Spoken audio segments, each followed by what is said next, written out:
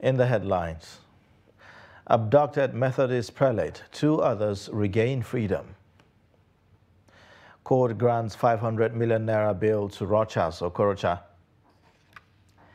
Day Building Market reopens. Away from Nigeria, Category 2 storm makes landfall in Puerto Angel. Hello and welcome to Trust News Update. I am Ayuba Ilya. Thank you for joining.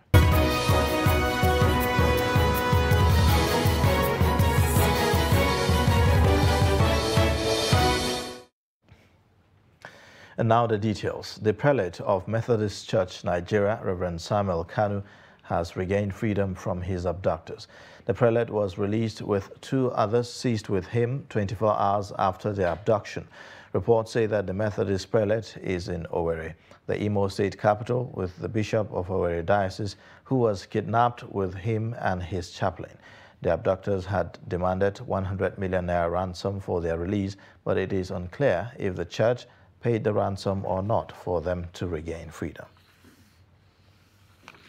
Police operatives in the Zamfara state have arrested a suspect for culpable homicide and being in possession of human part.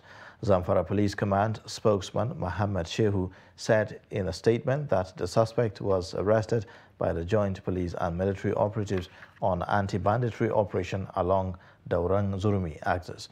The statement further said that preliminary investigation revealed that the suspect is among the members of the outlawed group Ensake, who have been terrorizing members of the Daurang community through jungle justice, leading to reprisal attacks by terrorists against the innocent members of the public. And on political matters, the ruling All Progressives Congress on Monday screened 12 of the 23 aspirants seeking its presidential tickets to compete with other candidates of other political parties in 2023. They appeared before the screening committee at the Transcorp Hilton Hotel in Abuja. Those who faced the screening panel on Monday included the national leader of the APC and former governor of Lagos State, Bola Ahmed Tinubu, Ebonyi State Governor David Umahi, and Jigawa State Governor Badaru Abubakar. Involving the Chinese market, But what we ask them to do then is to separate the market from citizens, because they don't issue the C of O to citizens, which is not right. Yes. And that is where any crack in the financial system that affects a whole change of today, again, I mentioned long-term money for long-term projects. Why are we not the ones selling gas that we are flaring in Ukraine? To Europe. I think against this with the president, I'm not obliged to really discuss this private discussion with the president. And a moment of all this thing up. Meanwhile, the extension of the deadline for political parties to conduct their primary elections by the Independent National Electoral Commission to 9th of June has continued to generate reactions from political parties and civil society organizations. Some political parties and civil society groups in Kaduna who said that the shift will give them room to prepare more, however, fault INEC on the decision. The report. Prominent lieutenants of President Muhammadu Buhari have contested and lost the recently concluded governorship and National Assembly primary elections conducted by the ruling All Progressives Congress across the country. It may be an indication of the president's personal political beliefs, which hindered him from manipulating the political process to favor his associates. Kehinde Amodu looks at the political actors who could not leverage on their leadership with the president to win at the primaries in the states. There is some unrest in the Buhari political circle. Those that were seen to have filial relations with the president have found themselves falling far short of the mark at the recently concluded APC governorship and National Assembly primaries. Fatuhu Muhammad, his nephew, Turad Sani Shaban, his son-in-law, and Sani Shaban, former member of the House of Representatives, and the president's in-law all lost out at the primaries. Even some of his very visible aides did not fare better. Bashir Ahmad, personal assistant to the president on new media, Ahmad Rufai Zakari, special advisor to the president on infrastructure, and Ismail Buba Ahmed, Buhari's SSA on social investments, all crashed at the primaries. Close associates, all their children, were also caught up in the decimation. Farouk Adamu Aliu, a key ally of Buhari since the ANPP days, and Folajimi, son of Information and Culture Minister Lai Mohammed, also fell short when it mattered most. Observers say President Buhari does not manipulate the system and obviously did not put in a word for them. It might mean that the actors may not have had as much influence on the president as Nigerians were made to believe. But there is another school that hints that the failures of members of the president's political clan may be as a result of many Nigerians suffering from Buhari fatigue. It could mean that unlike 2015 and 2019, when many political players were swept into office because of the president's towering image, aligning with him this time around may be a political risk. The word on the streets is that Nigerians are now wiser. Kehinde Amudu, Trust TV News, Abuja. A federal high court in Abuja has granted the former governor of Imo State, Rochas Okorocha, 500 million naira bail. Okorocha, who pleaded not guilty to a 2.9 billion naira fraud charge filed against him by the Economic and Financial Crimes Commission, was arraigned by EFCC in January, filed a 17-count charge against the former governor over allegations of stealing 2.9 billion naira public funds while in office. Traders at the timber shed of the popular Day Building Materials Market and its adjoining markets in the Abuja Municipal Area Council that were shut following crisis which erupted at the market on 18th of May 2022 have resumed business activities. This follows the reopening of the market by the FCT Minister Mohammed Musa Bello on Friday, 27th of May 2022, some 9 days after the clash between motorcycle riders and traders which left goods worth millions damaged and lives lost. Trust TV's Aisha Salihu visited the market on a busy Monday and files in this report. This is the timber shade access of the popular Day International Market, a market that was ravaged by fire incident just a couple of days ago, where due to the clash between the Okada riders and the traders in this market. Although the FCTA shut down this market just so peace and sanity can be restored. This market, once filled with warehouses with varieties of timber products, is gradually returning to how it used to be following the restoration of normalcy after the motorcycle riders and traders clash. Chibuzo Ekesi, chairman of the Timber Traders Association of the market, says although losses have been recorded, they are nevertheless thankful for the reopening of the market. As so far, the estimates we have collected, some are still bringing, it's over 1 billion. So the last we calculated, we've gotten about 1.5 billion, and some other people are still bringing their own this morning. The minister has opened the market, the people are happy, and they have resumed their normal businesses. And as you can see, the market is lively. The business is booming. Duru Amadike, the chief security officer of the market and one of the victims of the clash, is gradually settling in. He has been forced to rebuild while recounting his losses. Well, it's one of those things I can't tell man. I cannot ask God why. It has happened. By the grace of God, we will survive it. We have no cash at hand, but we are trying to manage the little we have at hand to know whether we can also I appreciate again. Officials at the market said they had put in safety measures to arrest possible incidents and other security breaches and called on the FCT minister to assist in that regard. We need external assistance in the security. The government should help us provide more. He urged all to be law-abiding for a peaceful and successful conduct of business moving forward. Repairs and reconstruction are ongoing in the market, and businesses, according to some of the traders here, are gradually picking up, although the officials of the market are in talks with the authority to ensure that there is proper security and other measures implemented to avert a similar incident occurring in future time. Aisha Salihu, Trust TV News, Abuja. Tragedy struck residents of Kofar Weka by Masallachin Karmawi Road when a 4-year-old girl drowned inside a well. This is contained in a statement issued by the Public Relations Officer of Kano State Fire Service, Alhaji Saminu Abdullahi, in Kano. He said the incident occurred on Monday afternoon. He added that the little girl who was brought out of the well unconscious was later confirmed dead. Abdullahi said the little girl's corpse has been handed over to the ward head of Kofar Weka, Ismaila Yusuf, and said that the incident was being investigated. You're watching the news update on Trust Television. Coming up after the break.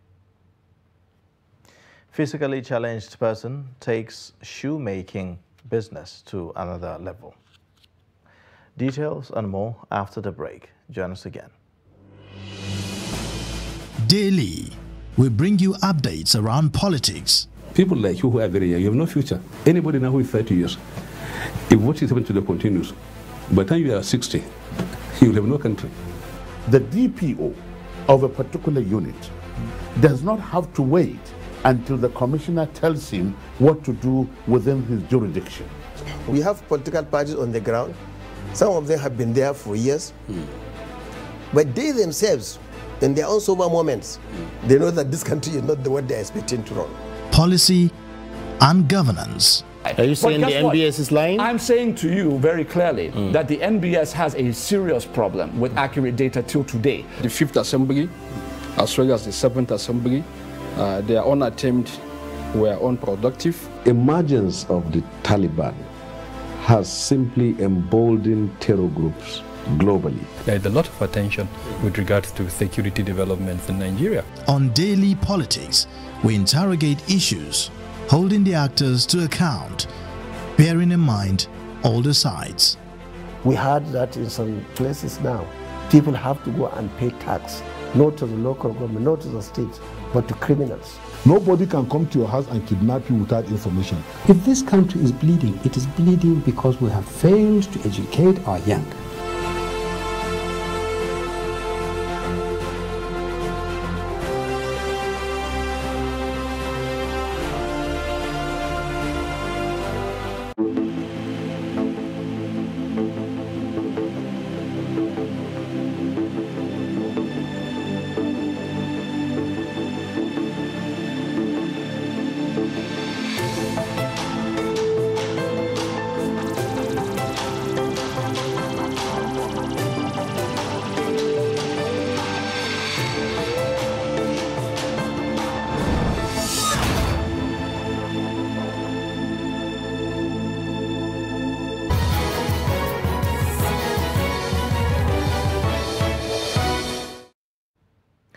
Welcome back. This is the news update on Trust Television. Here is a reminder of our top stories again.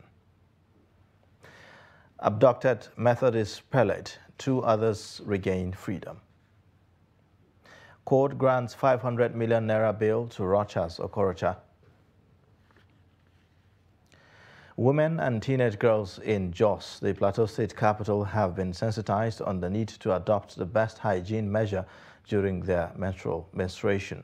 The sensitization was part of an event which took place at the Yunus Foundation School, Jos, with female parents and schoolgirls from different communities of the Jos City Center as participants. The report. A representative of the organizers, Aishat Abdul Hamid, said the program was to draw the attention of the female parents to their responsibility of educating their female children the best way to manage their first-time menstrual experience. Basically, this program is about enlightening the young girls and women around the globe on how to maintain their menstrual activities. Amina Ishaq Ibrahim, a facilitator at the event, lamented almost zero availability of menstrual education in northern Nigeria, especially among Hausa parents, and called for attitudinal change. One of my biggest takeaways would be the fact that we're able to educate young girls on how to take care of themselves during period. I think in the northern society, this is one of the things that we do not discuss even within the home setting. So creating a safe space for young girls to actually discuss this within themselves and with other people who are more enlightened than them is quite amazing, honestly. Some of the participants appreciated the foundation for the program, saying the lesson they have learned will help them better manage challenges that comes with their cycles. Orientation about personal hygiene for menstruation, like how we are going to help ourselves for everything that's come over to us that we didn't know anything about it. We want to see how we can take care of ourselves when we are menstruation, and that is important for us. The Federal Capital Territory Administration on Monday in Abuja demolished scavengers camp and illegal markets at Lugbe on Nnamdi Azikiwe International Airport Road. The Senior Special Assistant on Monitoring, Inspection and Enforcement to the FCT Minister, Ikaro Atta, who led the exercise, said that the activities of scavengers and illegal markets constitute nuisance to the area. He explained that Lugbe Federal Housing Authority Estate Junction, Phase 1 and 2, Lugbe by Begao Yard, are very sensitive areas that need to meet up with the best standards. Atta, who said that illegal acts will not be allowed to continue in the areas, noted that the FCT Minister, Mohammed Bello, after inspecting the area with the task force team, directed the team to ensure that sanity was maintained in the area. Atta said that many of the demolished illegal shanties were suspected criminal hideouts where hoodlums smoke marijuana and other illicit drugs freely.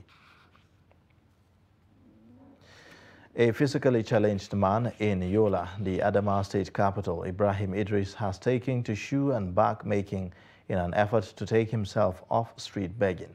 Ibrahim Idris is also optimistic that with the necessary support from appropriate quarters, many in similar condition will quit street begging and engage in profitable ventures. Salis Lawan put this report together.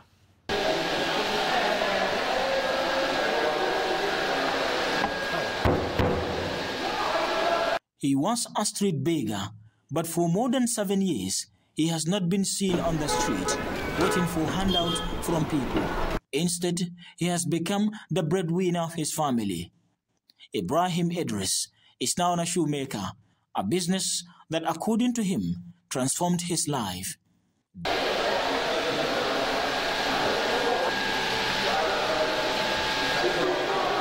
Despite transforming his life, Ibrahim Idris was quick to point out some challenges affecting the business. Sana'a ce da muka dogara da shi, sana'a ce. I learned this business 10 years ago. The shoemaking, in it alone, I feed my family and as well meet up their daily needs. Na rike kaina na koya ma wasu mutane da dama aiki a ciki. So dewa wasu mu a cikin al'umman mu ba sa son. Most time our people here are not patronizing our products, and this has remained our challenge. Da baya sa takalmi a ce yayi takalmi da mai kafa zai sa. Ya aka yi san haka? To wannan challenges din da yawa mukan samu.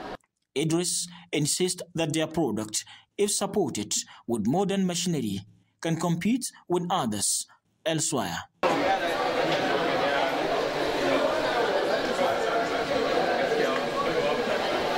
He further explained the process and various stages in the shoemaking before dispatching the product to the market.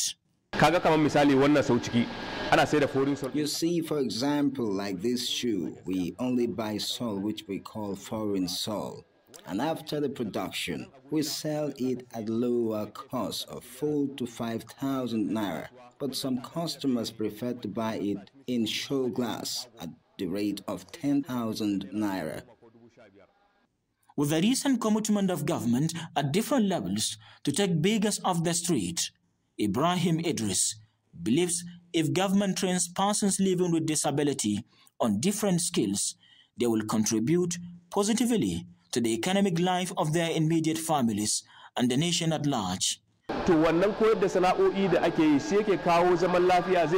the saying goes, youths are the leaders of tomorrow. Training this kind of business help you realize their potentials. Hence, I am reiterating my call on the government to channel her attention on skills acquisitions training, especially to the disabled youths and women. The engagement of persons living with disability in various skills will be of high benefit to the community, especially in the areas of security and drug abuse. From Yola, Salis Lawan, Trust TV News.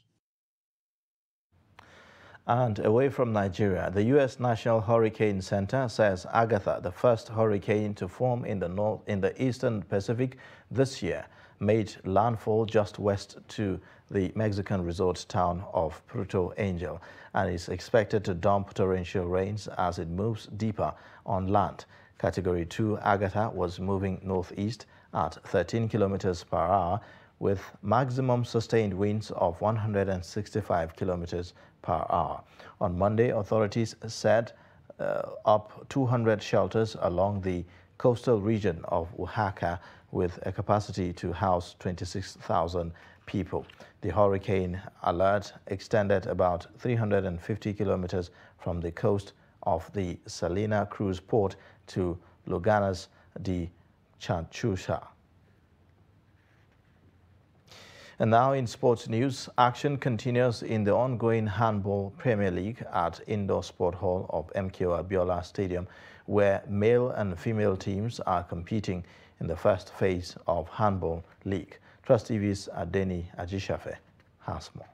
Matchday 8 handball game between former champions Niger United and Toje Marine of Lagos ended in 29-23 in favor of Niger State handball team, Niger United, who showed experience against the young side of Toje Marine. The first half saw the two teams showing flashes of point score as they spike off in the keenly contested game, where the two goalkeepers, Mukaila Fuad of Toje Marine and Abbas Mohamed of Niger United, blocked most of the chances. Niger United coach Yekini Adebayo says experience really counts for his team against young and energetic side of Toje Marine. It's only experience that my team be able to contain them and subdue them. That is it. It was experience. Experience. You can see their match yesterday against Sokoto, because Sokoto boys too, they are young, they are fit, so they've exhausted most of their fitness, their energy yesterday. And today I was impressed. They still came out very strong, but the experience now counts. I have to contain them. My own players need to play to instruction, they play to the bench, and that was what gave the results. While Toje Marine coach Bright Agubata could not really explain what went wrong with his youthful team, despite giving Niger United a good run in the game, as he also mentioned fatigue as another disadvantage to his team performance. I don't know what really happened, because my team, my boys, they had a lot of turnovers. Like in the second half, we had up to 9 meters, 9 penalties they made. So I don't really know why it should be like that. So there are players that are growing up. But when you're playing a big team like this, you know, if you're doing your own strategies, there will be countering. Prudence Energy Handball League Phase 1 continues as male and female teams fight for points in the competition. That's Sport News. I am Adeni Ajishafe. And that wraps up the news update. You can watch more by clicking the subscribe button on our YouTube channel and also follow us across all social media platforms. I am Ayuba Ilya. Thank you for watching.